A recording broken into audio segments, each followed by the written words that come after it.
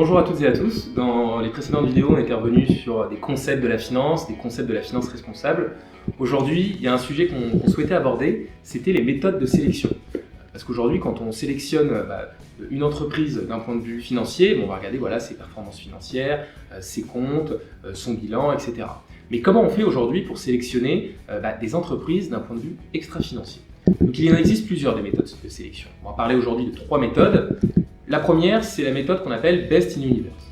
Concrètement, on va sélectionner les entreprises qui sont les mieux notées d'un point de vue environnemental et social, indépendamment de leur secteur. Donc on va prendre tous les secteurs réunis et on va prendre les meilleures entreprises. Concrètement, ce sont les entreprises les plus vertueuses. La deuxième méthode, c'est celle qu'on appelle la méthode Best in Class.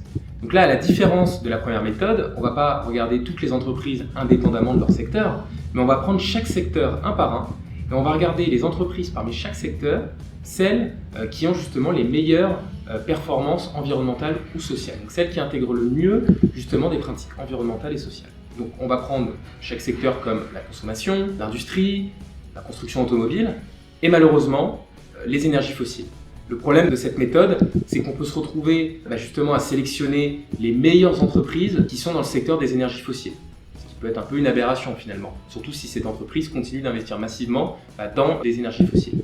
Donc la limite de cette méthode, c'est que finalement, on peut ne pas appliquer d'exclusion sectorielle et se retrouver investi sur des secteurs qu'on va considérer comme néfastes parce que ces entreprises-là sont considérées comme étant les meilleures dans ce secteur.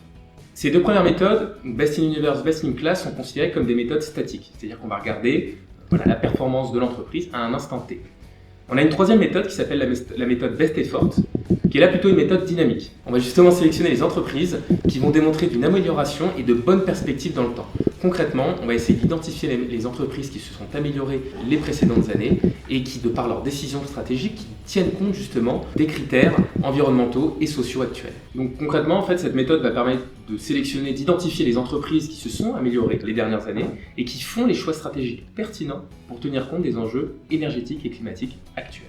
Alors il y a une limite à tout ça, c'est-à-dire que chaque société de gestion peut établir ses notations en interne, peut faire appel à des fournisseurs de données, et le problème c'est qu'il n'y a pas d'uniformisation de ces données-là.